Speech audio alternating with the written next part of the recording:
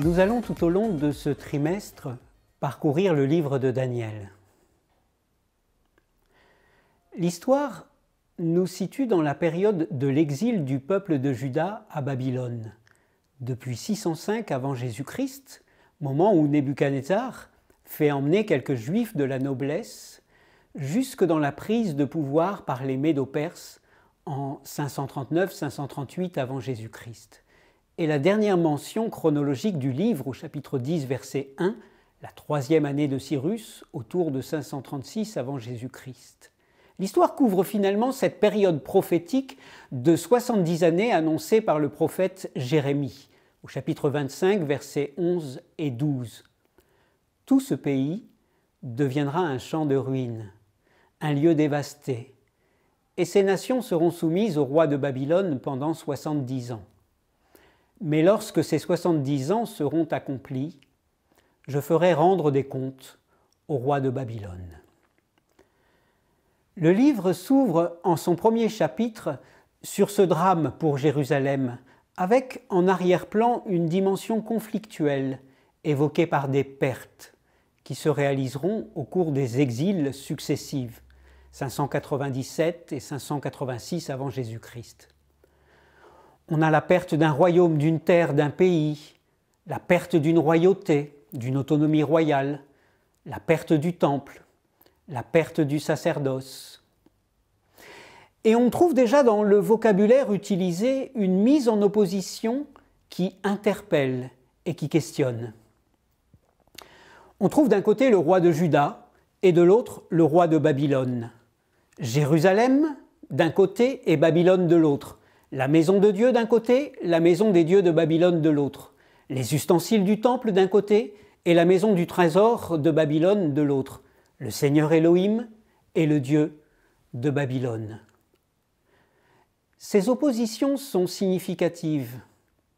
Elles mettent en scène une tension, Babylone, Jérusalem, qui traverse la thématique du livre.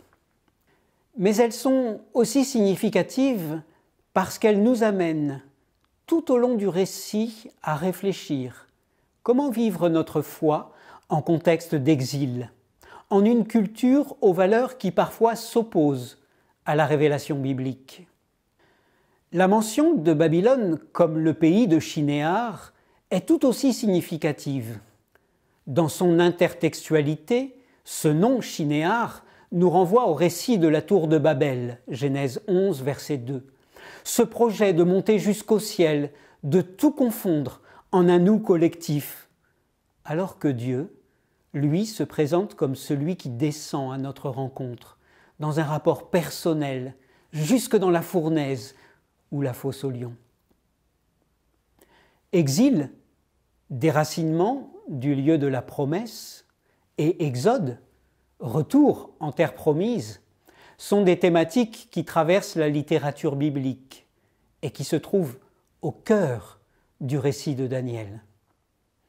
D'ailleurs, le chemin parcouru lors de l'exil est finalement le chemin inverse parcouru par Abraham, à l'opposé de la promesse. Et Babylone prend maintenant la place de Jérusalem au point de poser la question « Mais où est Dieu ? Et comment agit-il malgré et au travers de ce drame ?»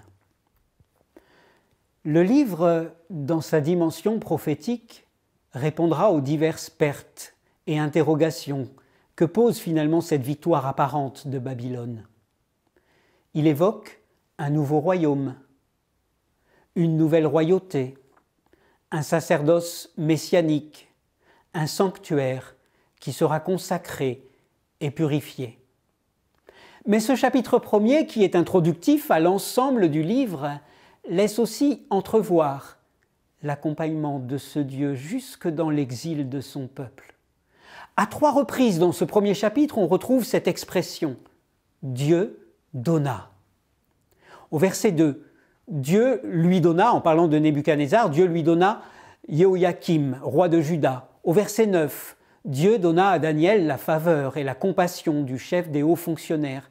Et au verset 17, Dieu donna à ces 4 garçons de la connaissance et du discernement.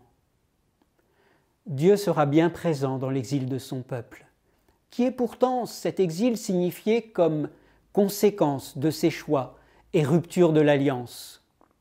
Je vous renvoie à Jérémie 29 ou Daniel 9 pour cela. Il est le Dieu qui donne et il reste le Dieu qui accompagne son peuple. La manière dont le texte de Daniel est construit est aussi source d'enseignement. Tout d'abord, ce livre est écrit en 2 langues différentes. Il est écrit en partie en hébreu et en araméen. Le livre débute en hébreu, du chapitre 1, verset 1 au chapitre 2, verset 3, et il se poursuit en araméen, du chapitre 2, verset 4 au chapitre 7, verset 28. Il se termine à nouveau en hébreu, à partir du chapitre 8, jusqu'à sa fin. La partie araméenne de Daniel, dans sa structure symétrique, nous amène autour d'un des enjeux majeurs du livre, la question de l'adoration et de ses conséquences. Cet enjeu, il est déjà présent au centre du premier chapitre, où Daniel résolut de ne pas se souiller avec les mets du roi. Les chapitres 2 et 7 évoquent la montée et la chute des empires, puis l'instauration du royaume éternel de Dieu. On y trouve le thème des systèmes éphémères humains et du royaume éternel de Dieu, mis en contraste. Les chapitres 3 et 6 évoquent la mise à l'épreuve de Daniel ou de ses amis, refusant de se prosterner devant un homme ou un système, acte de résistance de la foi en un Dieu qui rend libre. C'est le thème de l'épreuve de la foi. Les chapitres 4 et 5 évoquent la chute de 2 monarques babyloniens. Tous 2 sont interpellés par une voix prophétique. L'un change, l'autre s'obstine. L'un revit, l'autre meurt. Et derrière la radicalité de ces textes se dessine le thème du jugement. Jugement de vie ou jugement de mort. On y découvre finalement l'importance du choix personnel. Un des rois, Belshazzar, ne reconnaît pas le Dieu qui tient dans sa main son souffle et meurt cette même nuit dans l'obscurité de ses choix. L'autre, Nebuchadnezzar, lève les yeux vers le ciel, reconnaît le Dieu très haut et vit une véritable résurrection, un passage de l'animalité à l'humanité. Le jugement aboutit finalement à mettre en exergue la vie ou bien les chemins de mort. Et ce jugement, il est en lien étroit avec l'adoration. Qui ou quoi adorons-nous ? Les 2 histoires de mise à l'épreuve ont à voir avec l'adoration forcée par un système ou l'adoration libre et choisie de Dieu. Enfin, cette adoration, elle est enchâssée structurellement par la destinée finale. Quelle appartenance, pour quel devenir ? L'appartenance à ce royaume éternel annoncé et attendu est liée à ce que Dieu réalise et le choix personnel d'accueillir ce qu'il est et ce qu'il fait. Encore une fois vient la question de l'adoration comme acte de foi, de reconnaissance et d'adhésion. Le livre de Daniel est d'ailleurs d'une grande richesse spirituelle. Il serait dommage, me semble-t-il, de ne voir que sa dimension prophétique sans y percevoir qu'elle est entrelacée par la manière de vivre sa relation avec Dieu. Il y a un lien structurel, un lien thématique, un lien linguistique entre les parties historiques du livre et les parties prophétiques. Histoire et prophétie sont liées. La prophétie offre une perspective à l'histoire et s'inscrit dans le déroulement de cette histoire. Et l'histoire racontée dans le livre de Daniel est aussi de nature prophétique. On ne peut pas séparer la spiritualité du livre de son histoire. 7 prières d'ailleurs traversent le livre de Daniel, et la dernière de ces prières, au chapitre 9, est riche d'enseignements pour nous. Elle s'appuie, cette prière, sur Dieu qui garde l'alliance et la fidélité. Elle reconnaît sa situation, elle est une confession. Nous avons péché, dira Daniel, nous n'avons pas écouté tes serviteurs les prophètes. Elle reconnaît la justice de Dieu dans son jugement. Elle s'appuie sur la grâce de Dieu. Au Seigneur, dira Daniel, au Seigneur notre Dieu, la compassion et le pardon. Et Daniel intercède pour son peuple et Jérusalem en s'appuyant sur les interventions libératrices de Dieu par le passé, le Dieu de l'Exode. Il fait cela pour revendiquer l'action de Dieu dans le présent. Seigneur, entends. Seigneur, pardonne. Seigneur, sois attentif. Agis, ne tarde pas. Il prie finalement pour l'honneur et la reconnaissance du nom de Dieu au travers du témoignage de son peuple. Agis, dit-il, agis pour toi-même, mon Dieu, car ton nom est invoqué sur ta ville et sur ton peuple. Il est un terme qui revient souvent dans ce livre. Ce terme nous ouvre à un autre aspect central de cette œuvre. C'est la dimension eschatologique du livre de Daniel, c'est-à-dire ce qui est relatif aux choses dernières, à la fin des temps. C'est une préoccupation majeure de ce livre, préoccupation majeure du prophète Daniel.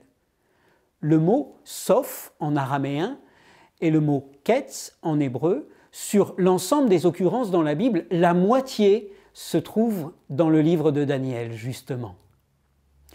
Le livre s'ouvre d'ailleurs sur la fin du royaume de Juda et il se termine sur la fin de ce monde. Et toutes les prophéties au cœur du livre consacrent un espace conséquent au temps de la fin.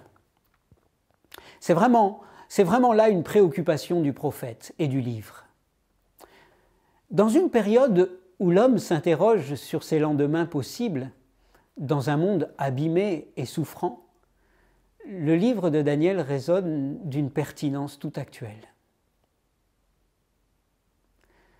Pour autant, si l'on peut parler avec Daniel de calendrier prophétique, les données temporelles ne sont pas là pour nous faire spéculer sur les temps, mais pour dire finalement la fidélité de Dieu dans son projet de salut.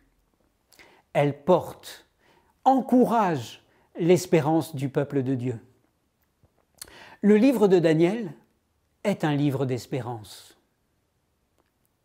C'est probablement là le cœur du livre de Daniel. La section prophétique des chapitres 7, 8 et 9 se lisent comme un cheminement d'effet à cause propre à la pensée hébraïque.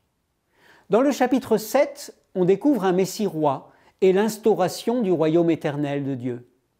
Dans le chapitre 8, on découvre un Messie prêtre qui œuvre dans le sanctuaire en faveur de son peuple. Au chapitre 9, on découvre un Messie sacrifié qui met fin au drame du péché. Et dans la dernière section prophétique, les chapitres 10 à 12, nous sommes amenés vers la fin de Daniel, comme la fin de ce monde. Le livre de Daniel débute par le Dieu qui donne, et il se termine par cette note d'espérance liée au Dieu que l'on attend et qui vient. On y découvre dans ce chapitre 12 tout un langage qui porte ce thème de l'espérance. Heureux. Heureux celui qui attend. Marcher vers sa fin.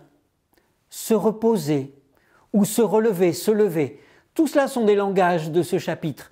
Et ce verbe se lever, amad en hébreu, évoque la résurrection mentionnée au verset 2, mais fait aussi écho à celui qui est le garant de cette résurrection. En ce temps-là, se lèvera Michaël, le grand chef, le défenseur des enfants de son peuple. Au lever de l'un, Michaël, celui qui est semblable à Dieu, dépend le lever de l'autre, Daniel, et tous ceux qui dorment dans la poussière.